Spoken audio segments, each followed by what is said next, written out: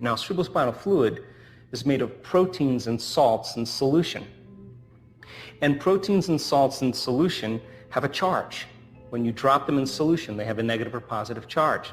So now when you begin to inhale and you begin to pull that cerebrospinal fluid up towards your brain and you accelerate those charged molecules, according to physics, when you accelerate a charged molecule, you create a invisible field called an inductance field. So now there's information going from your brain to your body and from your body to the brain all the time. But when you do this breath and you start accelerating those charged molecules, you create this inductance field moving in a certain direction, and all of a sudden, all that energy from those lower centers start moving up to the brain. If you do this properly and you have a little passion and you start moving this fluid, there'll come a moment where the sympathetic nervous system will switch on and merge with the parasympathetic nervous system. And when that happens, all of a sudden, all the energy you use to make a baby, all the energy you use to digest a meal, all the energy you use in a stress response, instead of it being released out chemically, it's being drawn up to the brain. All that energy goes right up into the limbic brain, and it hits a gland called the pineal gland. And the pineal gland is a very specific gland that makes serotonin and melatonin. And when that energy strikes that gland, all of a sudden it begins to produce very powerful metabolites, sister molecules. And all of a sudden now the brain becomes super lucid. And the brain waves that we start to measure are very, very high gamma brainwave patterns. Now the person is super conscious. Now there's more energy in the brain.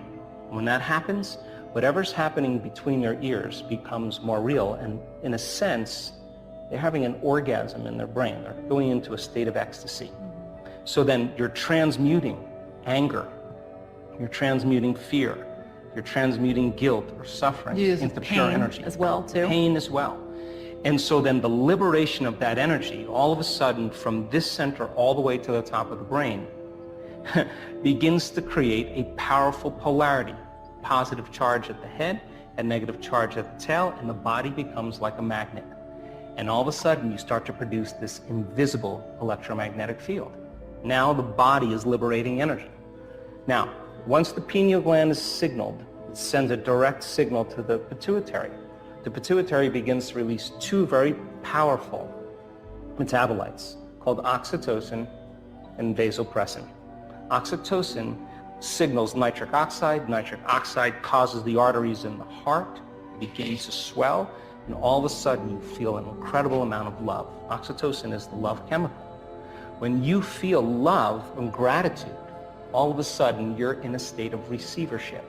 And then there's a reverse field that begins to come in the other direction. We've measured this. And that second chemical is called vasopressin. And what vasopressin does is it causes the cells to draw water. So people with chronic bladder infections, people with diverticulitis, people with food allergies, and they do the same breath, and it's just the liberation of energy. And once that energy starts to move and it starts to travel up to the brain, we've measured this on so many brain scans, we can actually predict when it's going to happen. Well, the pineal gland sits right at the base of the third ventricle, and inside the pineal gland are these tiny little calcium carbonate crystals. They're stacked rhombohedrons. They're stacked on top of each other. And if you find the research, and I found it, the pineal gland has been called a neuroendocrine transducer with piezoelectric properties. Now, those are just big words. But piezoelectric effect is when you take a mechanical stress and you apply it to some crystals, and it begins to produce an electric charge.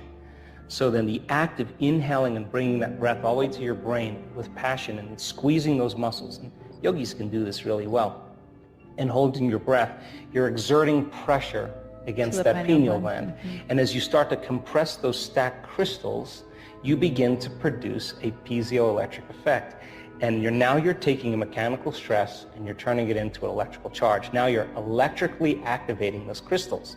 And those crystals are very sensitive to frequency. And all of a sudden, when they become electrically activated, the pineal gland becomes like a radio antenna. And now it can pick up frequencies faster than the speed of light. Now, why is that important? Because your pineal gland right now is determining whether there's enough light in this room, and if there's enough light in this room, it'll make a neurotransmitter called serotonin.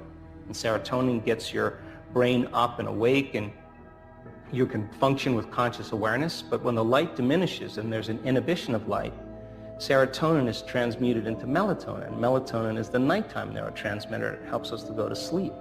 But serotonin and melatonin are directly related to the wavelength of visible light. So then we're producing certain rhythms and chemicals in our normal waking day based on our environment.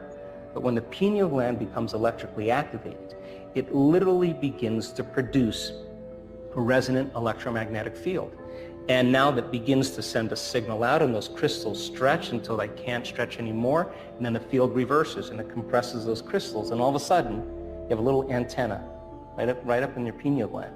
And now it can pick up frequencies that are faster than the wavelength of light. That's called the quantum. And all of a sudden now it will pick up a frequency and transduce. And a transducer is like a television. It takes a frequency and turns it into a picture. And all of a sudden the person has an inner vision. And that inner vision is more real than the world we're sitting in right now. And melatonin then starts to turn into some very powerful chemicals. One of them, or two of them, are the most powerful antioxidants known to man. Anti-cancer, anti-aging, anti-heart disease, anti-stroke, anti-neurodegenerative, anti-inflammatory. Another chemical is the same chemical found in hibernating animals.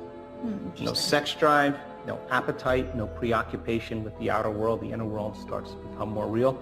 The body moves into stasis. It's the same chemical where the caterpillar becomes the butterfly. Take the molecule, tweak it again. You have a benzodiazepine. Fits in the same receptors. What it does is it suppresses the survival centers in the brain. Take the molecule, tweak it again, and now you have the same chemical found in electric eels, a very powerful biophospholuminescent chemical. Tweak it one more time, and now you have dimethyltryptamine, the most powerful hallucinogenic known to man. And now, person's going on a vision, and that's why it's called the third eye. I call it the first eye because now it's releasing its elixirs, and we start having very profound dimensional experiences. So pulling the mind out of the body is beginning to liberate energy, and it begins to produce a magnetic field, electromagnetic field. But when the latent systems switch on, now we're going to access information no longer from our three-dimensional reality. We're going to access that information from the field, and the brain is going to begin to transduce that frequency carrying information into very profound imagery, and the person's going to have a full-on sensory experience without their senses, and it's going to be more real than the world we're sitting in. When something unusual happens, people always say, oh, I want the unknown, I want the unknown. When the unknown comes, a lot of people aren't ready for it because it scares the living daylights out of them. You have one of two choices. In our brain scans, we've actually seen this. A person who gets afraid will move from that elegant state into a high beta brainwave state, a stress state, and they'll disconnect. They'll come back to their body and they'll lose the experience. Others, they relax and surrender into it, and the more you relax and surrender into it, and the less you resist it, the less impedance there is, the less physiological conditions we have. So when it happens, we have to literally surrender and relax into it. And that sounds very easy because, but a lot of times it's not. A lot of times it's more difficult than we think because it's a very powerful frequency. And the feeling that you have is a tremendous amount of love if you can fully surrender to it. And it's not chemical, it's electric. And you can feel it in every single cell of your body. That's the side effect of that we've seen is a biological upgrade. We've seen people's eczema, tumors, Parkinson's, rheumatoid arthritis, Hashimoto syndrome, literally go away after one biological upgrade. All disease is lowering the frequency in an incoherent message, and you can say in that moment, when that latent system switches on and those microtubules start vibrating, you feel such a level of coherence and order. You feel connected to something greater that you want to have that experience again. And so then the next time you do that breath, you have more intention, you have more passion, and you're literally drawing that energy up into your brain. And literally, one woman said her brain scan was off the chart. She said, another one of these and I don't need a husband. I mean, she had so much energy in her brain. It was a full-on ecstatic experience. So people are doing it, and the side effect is that the body begins to change dramatically. If you could use the same muscles right now, contract the muscles you use for elimination, front and back, and you were to lift those muscles up, you would be lifting up your pelvic floor, your perineum. Those are the muscles we're going to use to contract the energy related to the first center. If you were to pull your abdomen in and touch your belly button to your spine, you would be contracting the second center, where you would begin to milk the energy out of the second center.